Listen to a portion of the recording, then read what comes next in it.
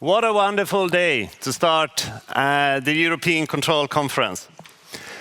My name is Anders Rantzer, and I'm one of the two general co-chairs of the conference. And it's my privilege to introduce the speakers this morning. Before doing that, just a brief practical note. We expect a large number of attendees this morning, and in spite of the fact that we're using 3 parallel lecture rooms, we will be crowded. So hence, please make sure to fill the rows continuously. Don't leave any empty space, and if there is empty space, please try to adjust. There is also some empty seats here in front still.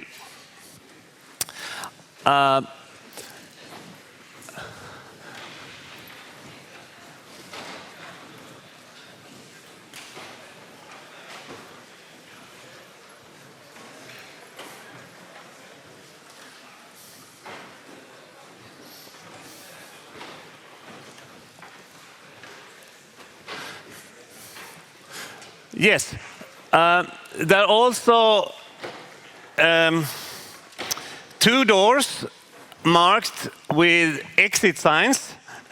These are the doors that will be used in the unlikely event that the fire alarm would go off or something similar. Now, as the first speaker this morning, please join me in welcoming the Minister for Education in the Government of Sweden, Dr. Mats Persson.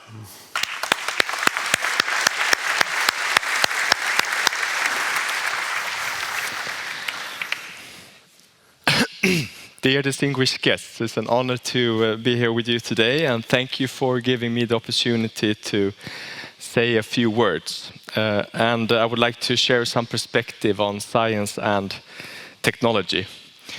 Very often, as a minister, when you talk around here in Sweden at different conferences, very often you have basically no idea what the subject is about. But this is actually different. I have a background, I have a PhD in economic history myself, and I have a lot of friends actually taking their PhD in this specific field, and I've actually met Anders a couple of times before. So this is actually a subject that I know some things about, and I have attended some dissertations actually, listening to some of the pieces being presented. So it's a great honor to be here today.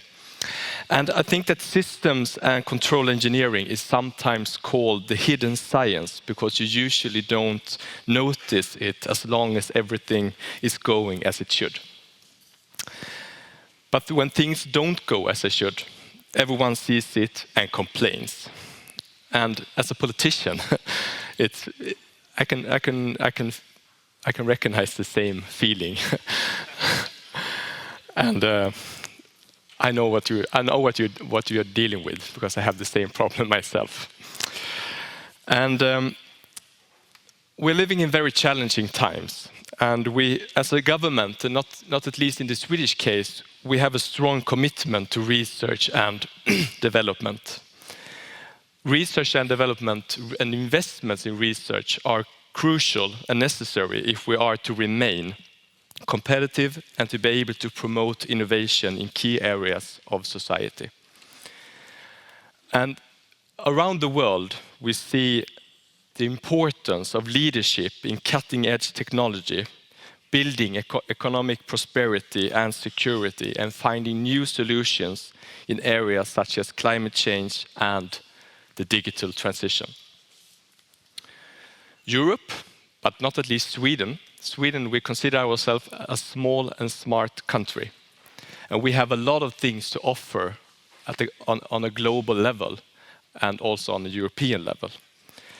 And we consider strategic investments in research and development, that's crucial for the growth in Sweden, but also the growth in Europe and the growth around the world. And from the Swedish perspective, we consider the importance of excellence, innovation and internationalization in the framework and the policies, in the research policies. And we consider that a clear focus of excellence in research is required for Sweden to become competitive and for Europe to become competitive. Internationalization and mobility are important means to achieve the highest quality of research, and innovation should be the aim for all policy. Sweden are a small and smart country. We have a lot of things to offer. We look forward to collaborating with different actors and different countries in terms of develop cutting-edge technology and taking new innovation leaps forward. AI, artificial intelligence, is an area of growing importance. And it is important for Sweden and Europe that we make use of the possibility of AI. Of course, also handling the risks, but try to use the possibilities that it creates. And a priority is to implement the potential of AI in society and make the benefits of AI available for everyone. And handled correctly, AI will mean higher growth and prosperity for all.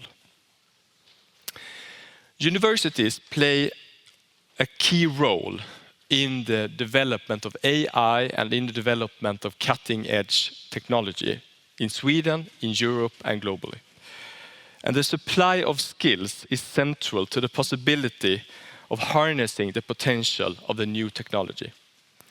Education and continued professional training are necessary to provide both basic skills and also expertise in the new technology. Another key to being a prominent nation in technology is having a long-term supply of skills and talents in the STEM fields.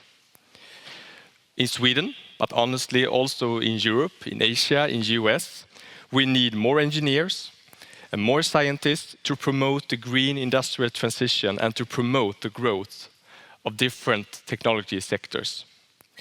The fast development within technology and the natural sciences means that it is important that enough people are educated in these sectors. Therefore, it's important that students choose to study within programs regarding technology and natural science, and that those programs are prioritized. We need to ensure that more students complete their studies in the technology fields in order to fulfill our potential. On a final note, I wish you fruitful discussions, rewarding networking, and valuable insights during the remainder of this conference. Thank you and good luck with your work.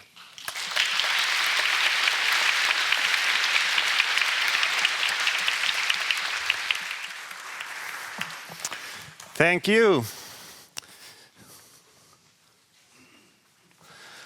So, our second speaker this morning is Professor Dongil Cho, President of the International Federation of Automatic Control. Welcome.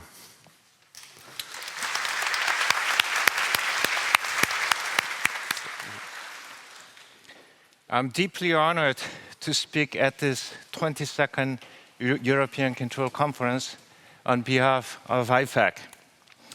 I would like to thank the European Control Association and the Kommittén Svenska IFAC, which is national member organization of IFAC, for inviting me.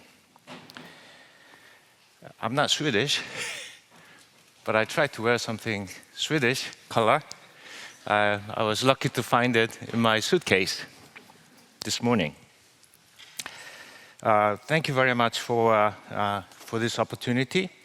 And first, I would like to thank the organizers of ECC, which attracted more than 1,100 people are here. That's quite awesome. This week, IFAC is having its council and related meetings at this beautiful campus of KTH Royal Institute of Technology at the Digital Futures building. And the environment there has been perfect. And I'd like to thank Carl Johansson and Anders Ransas for providing us that room and the hospitality that you are giving us. Before I finish, I would like to invite all of you to join IFAC. More precisely, IFAC members are national organizations, and there are 50 nations that are members of IFAC now. And the member organizations pay the membership fees for you. So as individuals, you don't have to pay. It's free. It's paid for. For more information, check ifac.org. IFAC was founded 67 years ago, and it's the oldest and the largest society related to control. And IFAC has triennial World Congresses held every 3 years, which is attended by roughly 4,000 people from 70 different countries. And the next World Congress will be in 2026 in Busan, Korea. I'm sure all of you heard of Korea, but you may not know Busan. Busan is the second largest city with 3.5 million people. It's right on the beach. And the conference venue is very big. We can have 43 parallel sessions, and it's very close to the beach. In walking distance, it's 2.3 kilometers. So you could enjoy the sessions during the day, but in the evenings you could have fun on the beaches. So please save your best scientific papers for 2026 IFAC World Congress, and visit Korea and ready to enjoy the beach and the delicious Korean food. And don't forget to join IFAC. Thank you.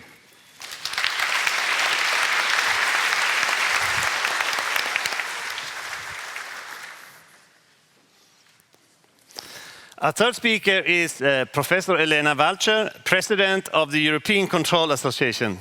Welcome.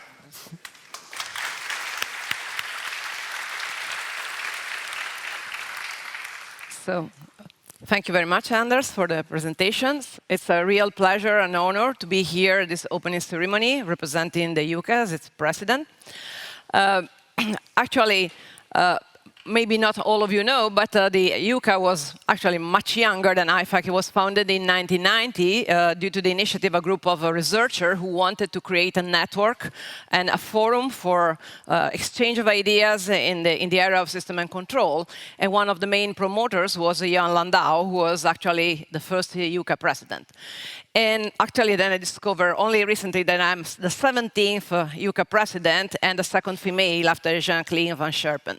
So the first initiative of UK was that of creating the European Control Conference, and the first European Control Conference took place in 1991 in Grenoble. I attended what I discovered much later, that it was only the second edition of the ECC in 1993 in Groningen, and the chair of ECC93 was Jan Willems, who was my mentor and a very dear friend who left us a long time ago. And I find a little bit ironical, a few days thinking about it, that when I attended that conference as a participant, as a very young PhD student, I would have never thought that one day I would have become the UK president, and maybe this may happen to some of you, so good luck. So coming back to the ECC 1991, even if it was only an inaugural conference, a European conference, you may think that the community was small. Actually, it had 650 participants.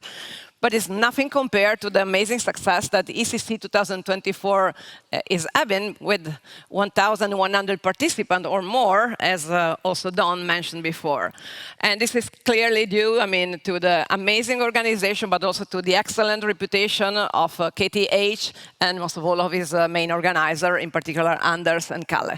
So I leave the stage to Kalle. Thanks all of you.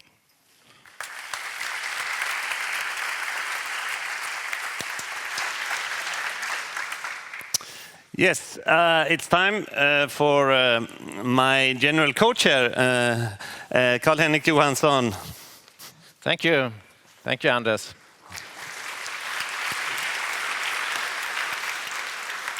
So thank you, Anders, and once more, welcome to the 22nd European Control Conference. It's great to see so many colleagues and friends from all over the world here. I will just give some data about the conference, and then we kick it off with the first plenary.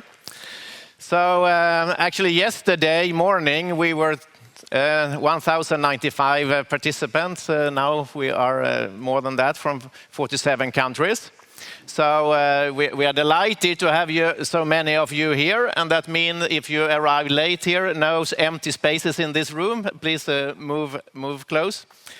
We are also delighted that there are 1/3, 350 PhD students here. So we really like that we see the next generation participate.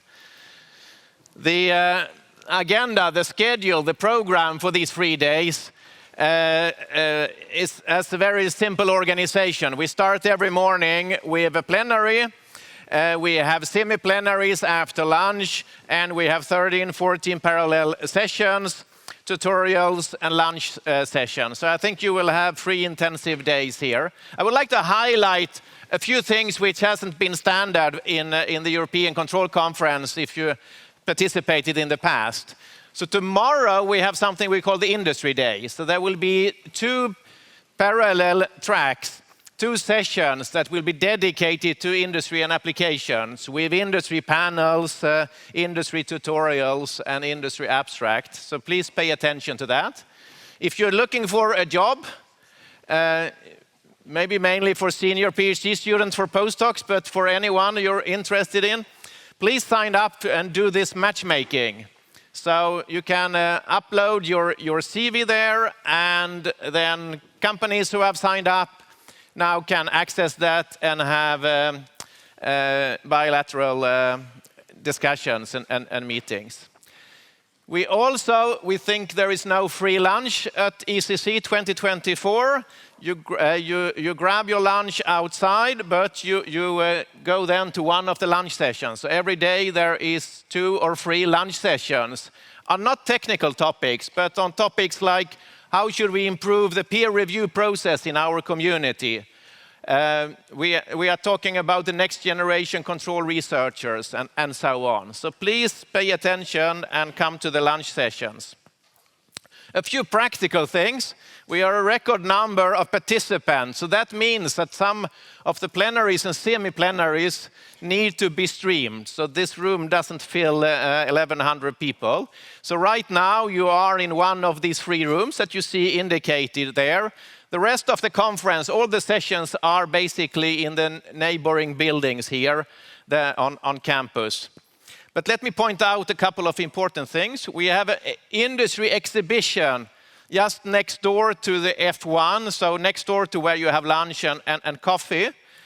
Even if you're not interested in the industry exhibition, please go there and find out why do we have a building at KTH named after a prison on the East Coast of the United States.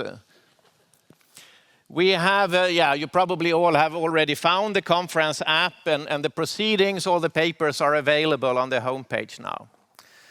So let me also thank greatly our sponsors. So we have gold, silver, and bronze sponsors that make it possible, make it possible to most of our PhD students actually to attend the banquet for free on Thursday evening.